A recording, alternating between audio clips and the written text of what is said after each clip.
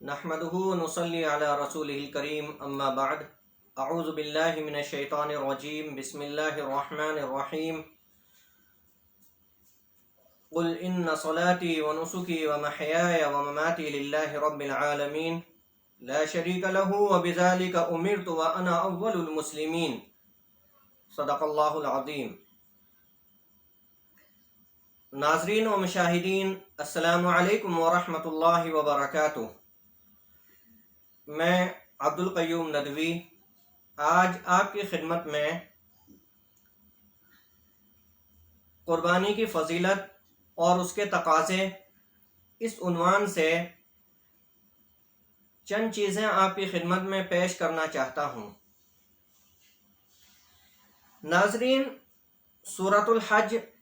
آیت نمبر 34 میں اللہ رب العزت نے ارشاد فرمایا وَلِكُلِّ أُمَّةٍ جَعَلْنَا مِنْكُمْ مَنْسَكًا لِيَذْكُرُوا اسْمَ اللَّهِ عَلَى مَا رَزَقَهُمْ مِنْ بَهِيمَةِ الْأَنْعَامِ عَلَى مَا رَزَقَهُمْ مِنَ الطَّيِّبَاتِ۔ آیت کریمہ کا ترجمہ یہ ہے کہ بلا شبہ ہم نے آپ میں سے ہر امت کے لیے قربانی مقرر کر دی تھی تاکہ وہ ان چوپاؤں کو جو اللہ نے ان کو دیے ہیں اللہ کے نام کے ساتھ ذبح کریں۔ حضرات، ہم جانتے ہیں کہ قربانی جناب ابراہیم علیہ السلام کی یادگار اور ان کی سنت ہے۔ قربانی ایک جیتا جاگتا ثبوت ہے اللہ رب العزت سے محبت کا، اللہ رب العزت کے ساتھ دیوانگی اور الفت کا۔ یہ ثبوت پیش کیا اللہ کے ایک جلیل القدر اور عظیم پیغمبر جناب حضرت ابراہیم علیہ السلام نے، جب اللہ رب العزت کی طرف سے ارشاد ہوتا ہے کہ آپ اپنے اکلوتے بیٹے کو اللہ کے راستے میں قربان کر دیں، تو بلا تعمل، بے سوچے سمجھے اور بغیر کسی ادھر ادھر کی تعویل کے خلیل اللہ ابراہیم علیہ السلام نے اپنے اکلوتے فرزند کو اللہ کے حضور پیش کر دیا اور قربان کرنے کا ارادہ کر لیا۔ یہ ادا اللہ رب العزت کو اس قدر پسند آئی کہ پروردگار عالم نے رہتی دنیا تک کے لیے اس سنت کو جاری کر دیا کہ ہر سال اللہ کو ماننے والے، اللہ سے محبت کرنے والے، پروردگار عالم سے عقیدت رکھنے والے تمام اہل ایمان اللہ کے حضور قربانی کا نذرانہ پیش کریں۔ حضرت ابراہیم علیہ السلام کی سیرت پر اگر ایک طائرانہ نظر ڈالی جائے تو ابراہیم علیہ السلام ایک ایسے عظیم المرتبت پیغمبر اور اللہ کے رسول ہیں جن کی ابتلا اور آزمائش کی ایک طویل ترین داستان ہے۔ ابتدائی زندگی سے ہی امتحانات کا سامنا کرنا پڑتا ہے۔ حضرت ابراہیم علیہ السلام جس خاندان اور جس خانوادے میں آنکھیں کھولتے ہیں تو دیکھتے ہیں کہ بتوں کی پرستش اور عبادت ہو رہی ہے۔ چاروں طرف ستارہ پرستی، نجوم پرستی اور پھر وقت کے بادشاہ نمرود تک کی لوگ پوجا کر رہے ہیں، اسے معبود مان رہے ہیں۔ حضرت ابراہیم علیہ السلام اس رسم کے خلاف اعلان بغاوت بلند کرتے ہیں اور توحید کا غلغلہ بلند کرتے ہیں۔ اس پر قوم جو ہے تل ملا جاتی ہے، یہاں تک کہ حضرت ابراہیم علیہ السلام کے والد دھمکی دیتے ہیں کہ ابراہیم، اگر آپ ہمارے معبودوں کی برائی کرنے سے باز نہیں آئے تو ہم آپ کو پتھر مار کر ہلاک کر دیں گے۔ اس کے بعد حضرت ابراہیم علیہ السلام کہتے ہیں کہ ٹھیک ہے، اگر آپ میری بات نہیں سننا چاہتے ہیں تو بس میں آپ سے رخصت ہوتا ہوں، کسی اور سرزمین پر جاتا ہوں جہاں جا کر میں اللہ کی عبادت کر سکوں۔ اس کے بعد ایک سلسلہ شروع ہوتا ہے ابتلا کا، آزمائش کا، امتحانات کا، یہاں تک کہ حضرت ابراہیم علیہ السلام کا जो है निकाह होता है और जवानी की उम्र गुजर जाती है, लेकिन अल्लाह की तरफ से औलाद इनायत नहीं होती। फिर जब बुढ़ापे की हालत में पहुंचते हैं तो अल्लाह की तरफ से खुशखबरी दी जाती है कि हमने आपको एक नेक, सालेह और फर्माबरदार बेटे की खुशखबरी दी है,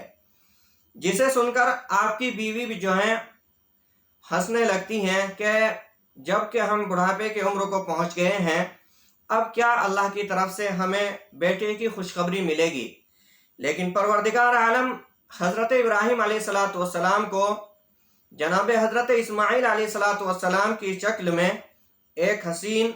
और लायक फायक फर्जंद अता फरमाता है। अब जब भी बच्चा पैदा होता है, उसके चंद रोज के बाद अल्लाह की तरफ से हुक्म होता है कि अपने इस इकलौते बेटे और अपनी महबूब बीवी को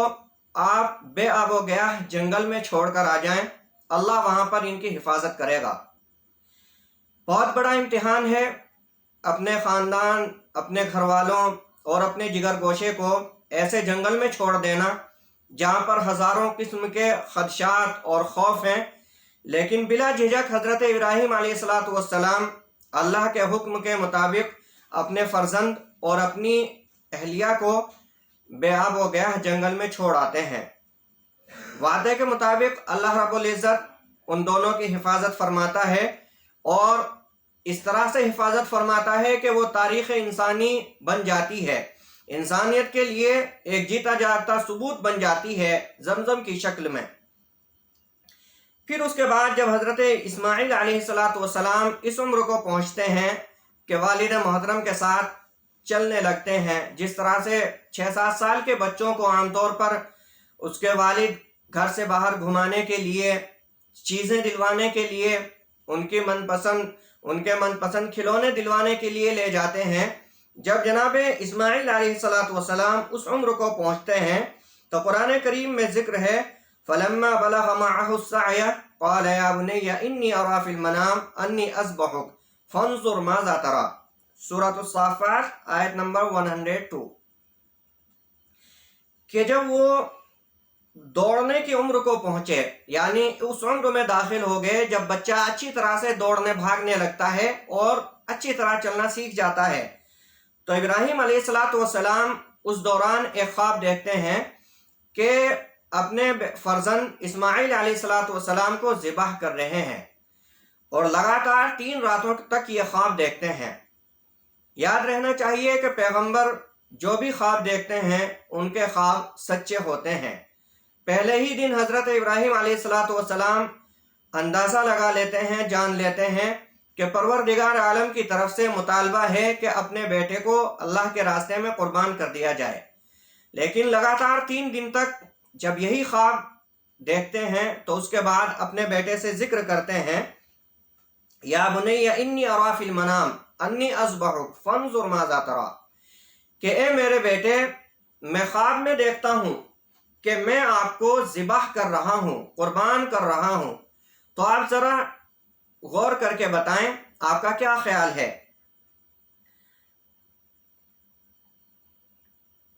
फ़ंज़ुर माज़ा तरा, कि आप ज़रा गौर व फिक्र करके बताएं आप क्या देखते हैं। तो लायक फायक फर्जंद ने बिला तामुल जवाब दिया, या अबति फ़अल मा तुमर सतजिदुनी इंशाअल्लाहु मिनस साबिरीन, कि ए अब्बा जान, जिस चीज़ का आपको हुक्म हो रहा है आप उसे कर गुजरिए, इंशाअल्लाह आप मुझे सब्र करने वालों में से पाएंगे। ये अल्फाज एक ऐसे लायक फायक फर्जंद के हैं जिनके वालिद मोहतरम वक्त के अजीमुल मर्तबत पैगंबर हैं। इस्माइल अलैहिस्सलाम के इन अल्फाज में इंतहा दर्जे की तवाज़ो छुपी हुई है। पहली चीज़ तो ये कि वो छोटी सी उम्र का बच्चा कहता है कि इंशाअल्लाह आप मुझे सब्र करने वालों में से पाएंगे। आम दुनियादारों की तरह लंबी लंबी डींगे नहीं मारते हैं, ऐसे नहीं कहते हैं कि मैं इस तरह कर दूंगा और मैं उस तरह कर दूंगा, मैं इस तरह से इम्तिहान पर पूरा उतरूंगा, नहीं, बल्कि अल्लाह की मदद का सहारा लेते हैं कि अगर अल्लाह रब्बुल इज़्ज़त ने चाहा تو آپ مجھے صبر کرنے والوں میں سے پائیں گے. میری طرف سے کوئی ایسی حرکت نہیں ہوگی جو آپ کو یہ عمل کرنے سے روک سکتی ہو. پھر دوسری چیز ارشاد فرمائی من الصابرین، کہ ایسے گروہ میں سے پائیں گے جو صبر کرنے والے ہوتے ہیں. یہاں پر بھی جو ہے یہ صبر کا امتحان میں پورے اترنے کا معاملہ صرف اسماعیل علیہ السلام اپنی ذات تک محدود نہیں رکھتے، بلکہ کہتے ہیں کہ جس طرح سے اور دیگر لوگ ہوتے ہیں جو اللہ کے معاملات کے لیے صبر کرتے ہیں، اس کی راہ میں جو دشواریاں آتی ہیں خندہ پیشانی سے ان کا استقبال کرتے ہیں، اسی طرح سے میں بھی خندہ پیشانی کے ساتھ انشاءاللہ اس آزمائش پر پورا اتروں گا. یہ جو جملے ہیں سادہ سے جملے جناب اسماعیل علیہ السلام کے، یہ ہر طرح کے فخر، غرور، تکبر اور خود پسندی اور انانیت سے بالکل پاک اور صاف ہیں. یہ جملے بھی ہمیں پیغام دیتے ہیں کہ زندگی کے کسی بھی مرحلے پر کیسے بھی چیلنج کو قبول کرتے وقت ہم اپنی حیثیت کو سامنے رکھیں اور غرور اور تکبر کا شکار نہ ہوں. بڑی سے بڑی مہم کا اگر آغاز کرنے جا رہے ہوں اور 100% اس پر کانفیڈنس بھی ہو کہ اس مہم کو انشاءاللہ پار کر لیں گے اور کامیابی حاصل کریں گے، تب بھی اللہ کی مدد کو شامل حال رکھ کر کوئی چیز بتائی جائے اپنی ذات پر بھروسہ نہ کریں، اللہ کی استعانت اور مدد پر بھروسہ کریں. تو یہ ایک پیغام ہے جناب اسماعیل علیہ السلام کی طرف سے ہم تمام انسانوں کے لیے، اہل ایمان کے لیے. اب صورتحال یہ ہوتی ہے کہ ایک خاص دن متعین کر کے ابراہیم علیہ السلام اپنے فرزند کو تیار کر کے مذبح کی طرف لے کر چلتے ہیں. بہت سی دشواریاں جو ہیں راستے میں آتی ہیں، شیطان ورغلانے کی کوشش کرتا ہے، وسوسے ہیں کہ آتے چلے جاتے ہیں، لیکن ابراہیم علیہ السلام تمام کو دور کرتے ہیں. اللہ کی محبت غالب آتی ہے. پروردگار عالم کی طرف سے جو امتحان اور آزمائش اور ابتلا کا معاملہ ہے اس پر پورا اترنے کی کوشش کی جاتی ہے. پھر ایک معاملہ وہ پیش آتا ہے کہ جب آسمان اور زمین محو حیرت بنے ہوئے ہیں، کائنات کی ہر چیز کی نظر جو ہے انہی باپ اور بیٹے پر ٹکی ہوئی ہے، چاند سورج مشاہدہ کر رہے ہیں، زمین اپنی جگہ دیکھ رہی ہے، آسمان اس نظارے کو دیکھ کر انگشت بدندہ ہے کہ موقع یہ آتا ہے کہ چھری تیار ہے. اسماعیل علیہ السلام لیٹے ہوئے ہیں، حلقوم پر چھری چل رہی ہے. احتیاط کے طور پر ایک باپ نے چونکہ اکلوتے بیٹے کی قربانی کرنے جا رہے ہیں تو آنکھوں پر ایک کپڑا ڈال لیا ہے، پٹی باندھ لی ہے، اور پوری کوشش کی جاتی ہے کہ حلقوم پر چھری رکھ کر چلائیں اور رگیں کٹ جائیں، لیکن چھری ہے کہ چلنے کا نام نہیں لیتی ہے. پروردگار عالم کی طرف سے اعلان ہوتا ہے کہ آج آپ کو یہ کاٹنے کا عمل نہیں کرنا ہے. جناب حضرت ابراہیم علیہ السلام اسی کشمکش میں ہیں کہ اچانک سے آواز آتی ہے قد صدقت الرؤیا انا کذالک نجزی المحسنین، سورۃ الصافات آیت نمبر 105، کہ بلا شبہ آپ نے خواب کو سچ کر دکھایا اور بلا شبہ ہم اسی طرح سے مخلص لوگوں کو بدلہ عنایت کرتے ہیں. ابراہیم علیہ السلام جب دیکھتے ہیں حضرت جبریل علیہ السلام جنت سے ایک دمبا لے کر آتے ہیں اور حکم ہوتا ہے کہ اسماعیل کو ذبح نہیں کرنا ہے، آپ کا جو امتحان تھا وہ پورا ہو چکا ہے، اب آپ اس دمبے کو جناب اسماعیل علیہ السلام کے بدلے میں ذبح کیجئے. اللہ تبارک و تعالیٰ نے آپ کی قربانی قبول کر لی ہے. اس کے بعد سے پروردگار عالم کو امتحان اور ابتلا کا یہ طریقہ ایسا پسند آتا ہے کہ رہتی دنیا تک کے لیے اسے سنت ابراہیمی قرار دے دیا جاتا ہے. یہاں پر ایک چیز ہمیں یہ بھی یاد رکھنی چاہیے کہ جس مذہب کے ہم ماننے والے ہیں اور جس مذہب کو لے کر جناب رسول کریم صلی اللہ علیہ وسلم دنیا میں تشریف لائے تھے، اس کی تبلیغ اور اشاعت جس راستے سے ہوئی ہے وہ کوئی پھولوں کی سیج نہیں تھی. آگ کا ایک سمندر تھا، کانٹوں بھرا راستہ تھا جس پر رسول کریم صلی اللہ علیہ وسلم اور اصحاب رسول صلی اللہ علیہ وسلم چل کر اپنا امتحان دیتے رہے ہیں، امتحان پر پورے اترتے رہے ہیں، اور پھر پروردگار عالم نے اسلام کو بڑھایا ہے، پھیلایا ہے اور اسلام کی تبلیغ و اشاعت ہوئی ہے. حضرت مولانا یوسف رحمۃ اللہ علیہ کاندھلوی فرماتے ہیں کہ اسلام جب بھی چمکا قربانیوں سے چمکا ہے، آج بھی قربانیوں سے ہی چمکے گا۔ کسی بھی دور میں مذہب کے لیے جب قربانی دی جاتی ہے تو پروردگار عالم اس کے نتیجے میں مذہب کو، جو برحق مذہب اسلام، اسے عزت سربلندی عطا فرماتا ہے اور اس کے ماننے والے لوگوں کو عزت و سربلندی اور سرفرازی سے نوازتا ہے۔ اب یہ معاملہ رہ جاتا ہے کہ قربانی کی فضیلت کیا ہے۔ جناب حضرت عائشہ رضی اللہ تعالیٰ عنہ سے روایت ہے، عن عائشہ رضی اللہ عنہ ان نبی صلی اللہ علیہ وسلم قال ما عمل ابن آدم یوم النحر عملا احب الى اللہ عز وجل من حراقة دم وانه لیاتی یوم القیامت بقرونها وظلافها واشعارها وان الدم لیقع من اللہ عز وجل بمکان قبل ان يقع على الارض فطیب بها نفسا۔ ابن ماجہ 3126۔ حضرت عائشہ رضی اللہ تعالیٰ عنہ روایت کرتی ہیں کہ نبی کریم صلی اللہ علیہ وسلم نے ارشاد فرمایا کہ قربانی کے روز یعنی عید الاضحیٰ کے ایام میں جو بھی کوئی کام آدم علیہ السلام کی اولاد کرتی ہے، اس میں اللہ کے نزدیک سب سے محبوب کام خون بہانا ہے، یعنی اللہ کے راستے میں قربانی پیش کرنا ہے۔ اور بلا شبہ جس چیز کی قربانی کی جاتی ہے وہ قیامت کے دن اپنے سینگوں، اپنے کھروں اور اپنے بالوں کے ساتھ آئے گا، یعنی صحیح سلامت حالت میں جس نے اسے قربان کیا تھا اس کے پاس پہنچے گا۔ اور بلا شبہ کسی بھی جگہ پر جب اللہ کے لیے کوئی خون گرتا ہے زمین پر تو اس خون کے گرنے سے پہلے اللہ رب العزت اس قربانی کو قبول فرما لیتا ہے۔ اسی طرح سے جناب حضرت ابو ہریرہ رضی اللہ تعالیٰ عنہ سے روایت ہے، عن ابی ہریرہ رضی اللہ عنہ ان رسول اللہ صلی اللہ علیہ وسلم قال من كان له ساعة ولم يضحي فلا يقربن مصلانا۔ ابن ماجہ حدیث نمبر 3123۔ جناب ابو ہریرہ رضی اللہ تعالیٰ عنہ سے روایت ہے کہ بلا شبہ رسول اللہ صلی اللہ علیہ وسلم نے ارشاد فرمایا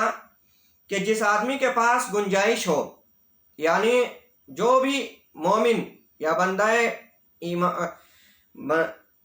جو بھی مومن بندہ اس لائق ہو کہ وہ قربانی کر سکتا ہے اور اس کے باوجود وہ قربانی نہ کرے تو اسے کوئی ضرورت نہیں ہے کہ وہ ہماری عیدگاہ میں آئے۔ بہت سخت الفاظ ہیں کہ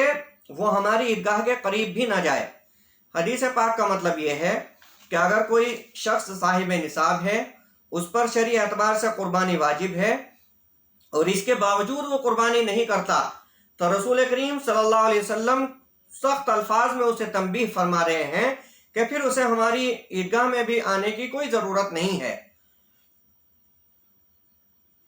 جناب رسول کریم صلی اللہ علیہ وسلم کے تعلق سے بخاری شریف میں روایت ہے کہ حجۃ الوداع کے موقع پر اللہ کے رسول صلی اللہ علیہ وسلم نے 100 اونٹ قربان کیے، اور ایک دوسری روایت میں ہے کہ حضور صلی اللہ علیہ وسلم نے حجۃ الوداع کے موقع پر اپنے دست مبارک سے 63 اونٹ ذبح کیے، اور باقی ماندہ جو اونٹ تھے انہیں جناب حضرت علی رضی اللہ تعالیٰ عنہ کو ذبح کرنے کا حکم دیا۔ قربانی کی جو یہ سنت ہے اور پورا عمل ہے، اس کی جو بنیادی روح ہے وہ اخلاص اور للہیت ہے۔ یہ قربانی کا جو عمل ہے وہ ہمیں پیغام دیتا ہے کہ ہم اللہ رب العزت کے لیے جو بھی عمل کریں، جو بھی عبادت کریں، اس میں خلوص اور للہیت ہونی چاہیے۔ ریاکاری، نام و نمود، دکھاوا، یہ تمام چیزیں اور یہ تمام جذبات ہمارے کسی بھی عمل میں نہیں ہونے چاہیے۔ اسی لیے سورۃ الحج آیت نمبر 37 میں اللہ رب العزت کا ارشاد ہے، لَن يَنَالَ اللَّهَ لُحُومُهَا وَلَا دِمَاؤُهَا وَلَكِنْ يَنَالُهُ التَّقْوَى مِنْكُمْ، کہ بلا شبہ اللہ رب العزت کے پاس نہ تو جو قربانی لوگ کرتے ہیں اس کا خون پہنچتا ہے، نہ ہی اس کا گوشت پہنچتا ہے، لیکن اللہ کے پاس تو آپ لوگوں کا تقوی پہنچتا ہے، پرہیزگاری پہنچتی ہے۔ یعنی اللہ رب العزت کے یہاں معاملہ یہ نہیں ہے کہ کون کتنی بڑی قربانی کرتا ہے، کون کتنی مہنگی قربانی کر رہا ہے، کیسا جانور اس نے ذبح کیا ہے، ملکی پیمانے پر کوئی مشہور جانور ذبح کیا ہے، عالمی پیمانے پر کوئی مشہور جانور ذبح کیا ہے، اس سے کوئی لینا دینا نہیں ہے۔ اللہ کو صرف مطلب ہے انسان کے خلوص سے، کہ جس خلوص اور للہیت اور وارفتگی اور دیوانگی کے ساتھ جناب حضرت ابراہیم علیہ السلام نے تمام چیزوں کی پرواہ نہ کرتے ہوئے اپنے اکلوتے فرزند کے حلقوم پر چھری رکھ دی، صرف اللہ کی رضا اور اس کی اطاعت کے لیے۔ جب ہم قربانی کریں تو قربانی کا یہ عمل ہم سے بھی یہی مطالبہ کرتا ہے کہ ہم خلوص اور للہیت کے ساتھ قربانی کریں۔ افسوسناک بات یہ ہے کہ ہمارے سماج اور معاشرے میں ایک چیز یہ دکھائی پڑتی ہے، اور چونکہ سوشل میڈیا کا دور ہے تو عام طور پر اس بار تو عجیب طریقے سے جو ہے جانوروں کی نمائش کی جا رہی ہے۔ جو جانور ذبح کیا جانا ہے اسے بازاروں میں گھمایا جا رہا ہے، فخریہ طور پر اس کے اوپر کئی لوگ سوار ہیں اور اسے بازاروں میں گھمایا جا رہا ہے، اس کی نمائش کی جا رہی ہے۔ ایک بار ذرا ایمانداری کے ساتھ اپنے اس عمل پر ہم لوگ اپنا محاسبہ تو کر کے دیکھیں کہ کیا واقعی ہم اخلاص کے ساتھ وہ قربانی کرنے جا رہے ہیں۔ عزیزان محترم، اس قربانی کا یہی ایک بنیادی پیغام ہے کہ ہم جو بھی عمل کریں وہ اخلاص کے ساتھ کریں، جو قربانی پروردگار عالم کے ساتھ سامنے پیش کریں اخلاص کے ساتھ پیش کریں۔ اسی کے ساتھ ساتھ چند چیزیں اور دوسری بھی ہیں جن کا ہمیں لحاظ رکھنا ہے۔ جب ہم قربانی کر رہے ہوں تو اسی وقت ایک چیز ہمارے ذہن میں یہ بھی رہنی چاہیے کہ جس طرح سے ہم اللہ کے سامنے ایک جانور کو ذبح کر رہے ہیں، تسلیم و رضا کی ایک مثال پیش کر رہے ہیں اپنی جانب سے، اسی وقت ہم لوگ قربان کریں اپنے ریاکاری کے جذبے کو، ہم قربانی دیں اپنے جھوٹ اور فریب کاری کی عادت کی۔ اسی طرح سے ہم قربان کریں ان تمام اپنے عادات اور اطوار کو جو اسلامی تعلیمات سے میچ نہیں کھاتے ہیں، اس زندگی کو جو اسلامی تعلیمات کے مطابق نہیں گزرتی ہے،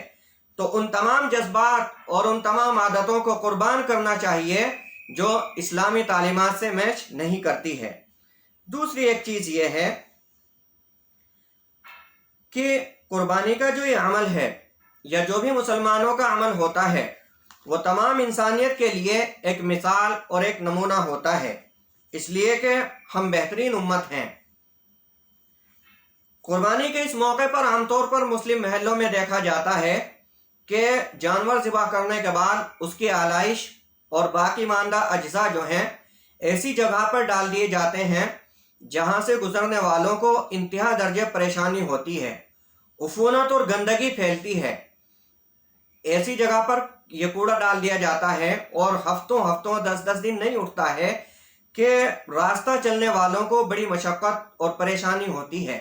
آس پاس میں رہنے والے لوگوں میں بیماریاں پھیل جاتی ہیں۔ ان تمام چیزوں کا خیال رکھا جائے اور صفائی ستھرائی کا بھی ایک پیغام دیا جائے، کیونکہ خود ہم جس مذہب کے ماننے والے ہیں، قرآن کریم کی آیت ہے ان اللہ یحب التوابین ویحب المتطہرین، کہ بلا شبہ اللہ رب العزت بہت زیادہ توبہ کرنے والوں کو اور بہت زیادہ پاک اور صاف رہنے والوں کو اپنا محبوب بنا لیتا ہے۔ تو کسی قسم کی بھی جو گندگی ہے اس سے کسی صاحب ایمان کا کوئی لینا دینا نہیں ہے۔ اس لیے ہم خیال رکھیں کہ اس خاص موقع پر بھی ہمارے محلوں میں، ہماری گلیوں میں یا اور کہیں کسی بھی گزرگاہ پر یا راستے میں اس طرح کی آلائشیں نہ ڈالی جائیں، اس سے کلیتاً جو ہے پرہیز کیا جائے، اور اس موقع پر صفائی ستھرائی کا ایک میسج دیا جائے کہ اپنی گلیوں اور محلوں کو اس طرح سے صاف رکھا جاتا ہے۔ آخری چیز یہ ہے کہ جو قربانی ہم پیش کرتے ہیں اس کے لیے مستحب ہے کہ اگر آپ نے پورا جانور ذبح کیا ہے تو پورا جانور، یا اگر آپ نے اس میں سے ایک حصہ لیا ہے، مثلا بڑا جانور ذبح کیا اس کے 7 حصے ہوتے ہیں، آپ نے ایک حصہ یا 2 حصے لیے، تو مستحب ہے کہ آپ اپنے حصے کا جو گوشت ہے اس کے 3 حصے کر لیجئے، ایک اپنے ذاتی استعمال کے لیے، اپنے گھر والوں کے استعمال کے لیے، دوسرا حصہ اپنے اقربا، دوست احباب اور رشتہ داروں کے لیے، اور تیسرا حصہ غریب اور نادار لوگوں کے لیے۔ ابھی چند سالوں میں ایک مزاج یہ بھی بنا ہے کہ قربانی کے گوشت کی جمع خوری کی جاتی ہے اور زیادہ دنوں تک اسے ڈیپ فریزر میں رکھ کر استعمال کرنے کے جذبات ہوتے ہیں۔ جس مہنگائی کے دور سے اس وقت عام انسان گزر رہا ہے، اس میں کتنے گھرانے ایسے ہوتے ہیں جنہیں مہینوں یا اس سے بھی زیادہ گوشت میسر نہیں ہوتا۔ اب اس خاص موقع پر جب کہ ہم ایک عمل اللہ کی رضا اور اس کی خوشنودی کے لیے کر رہے ہیں، تو اپنی طرف سے یہ بھی کوشش ہونی چاہیے کہ ان ضرورت مندوں تک، اس طرح کے نادار لوگوں تک یا ان سفید پوش لوگوں تک جو اپنی خودداری اور اپنی غیرت کی وجہ سے کسی کو اپنے حالات ظاہر نہیں ہونے دیتے، ان تمام کا خیال رکھا جائے، لحاظ رکھا جائے اور ان تمام تک بھی یہ گوشت پہنچانے کی ہم کوشش کریں۔ تو یہ چند گزارشات تھیں۔ دعا کیجئے کہ اللہ رب العزت ہمیں صحیح طرح سے قربانی کرنے کی توفیق عطا فرمائے، اخلاص اور للہیت کی دولت سے نوازے، اور اس قربانی کے ذریعے سے ہماری زندگی کو 100% اسلامی بنائے، اور اللہ رب العزت صحیح مسلمان بن کر ہمیں زندگی گزارنے کی توفیق عطا فرمائے۔ سبحان اللہ و بحمدہ، سبحان اللہ العظیم۔